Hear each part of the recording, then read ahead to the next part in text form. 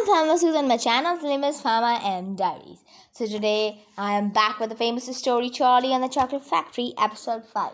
But before starting the episode, I would like to tell you that in previous episode Mr. Willy Wonka wrote a letter to the bulletin that he has printed 5 golden tickets and he has put the 5 golden tickets in 5 normal chocolate bars. And it can be in any country, in any chocolate bar. So let's see what's happened next. The chapter's name is The First You Finders. The very next day, the first golden ticket was found. The finder was a boy called Augustus Gloop, and Mr. Bucket's evening newspaper cried a large picture of him on the front page. The picture showed a 9-year-old boy who was so enormously fat he looked as though he had been blown up with a powerful pump.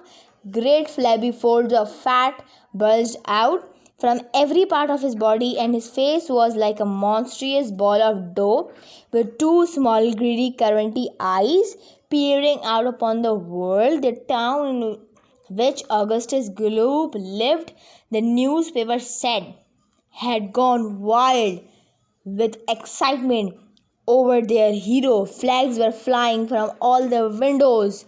Children had been given a holiday from school, and a parade was being organized in honor of the famous youth.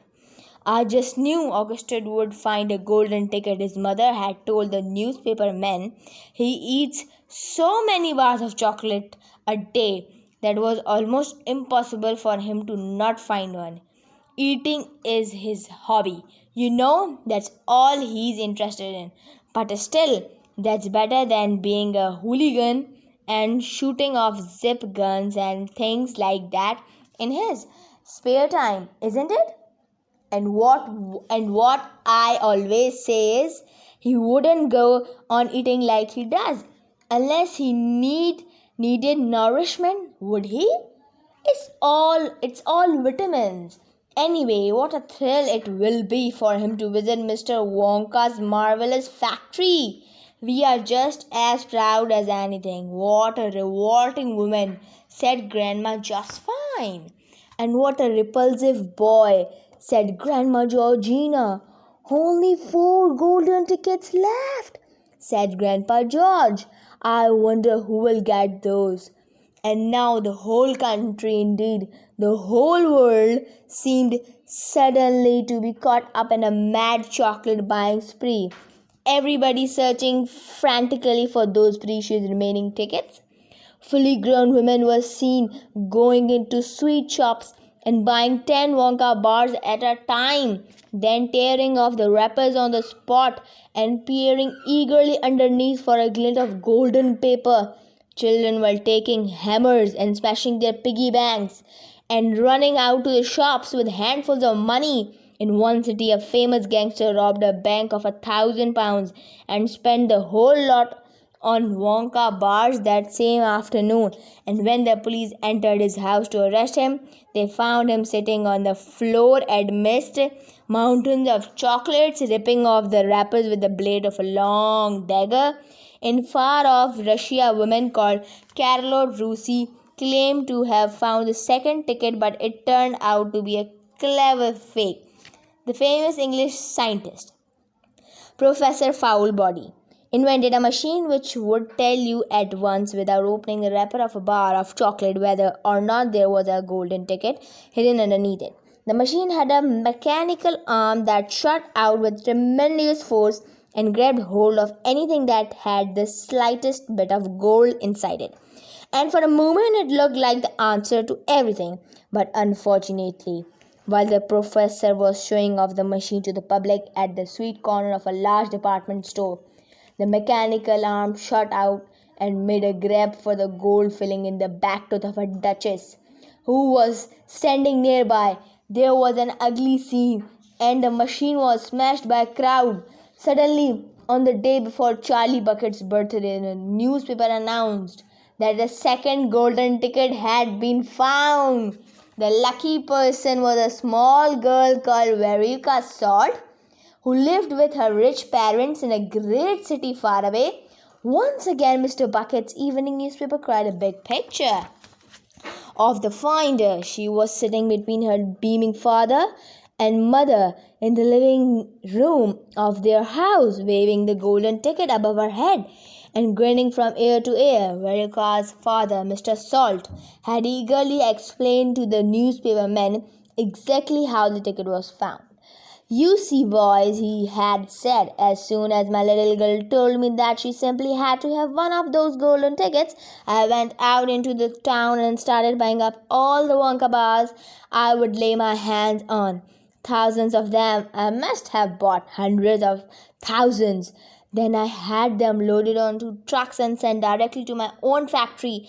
I am in the peanut business, you see, and I have got about 100 women working for me over at my place, shearing peanuts for roasting and salting. That's what they do all day long. Those women, they sit there shelling peanuts. So I says to them, 'Okay, girls,' I says, 'from now on you can stop shelling peanuts and start shelling the wrappers of these chocolate bars instead.'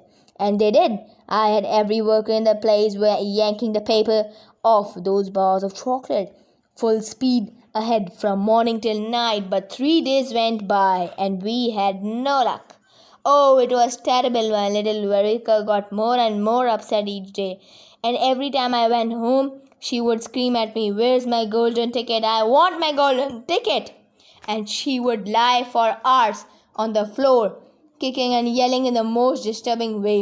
Well, I just hated to see my little girl feeling unhappy like that, so I vowed I would keep up the search until I'd got her what she wanted. Then suddenly, on the evening of the 4th day, one of my women workers yelled, 'I have got it, a golden ticket!' And I said, 'Give it to me, quick!' And she did. And I rushed it home and gave it to my darling Veruca, and now she's all smiles and we have a happy home once again." "That's even worse than the fat boy," said Grandma. "Just fine." "She needs a really good spanking," said Grandma Georgina. "I don't think the girl's father played it quite fair." "Grandpa, do you?" Charlie murmured. "He spoils her," Grandpa Joe said, "and no good can ever come from spoiling a child like that. Charlie, you mark my words." "Come to bed, my darling," said Charlie's mother. "Tomorrow's your birthday, don't forget that.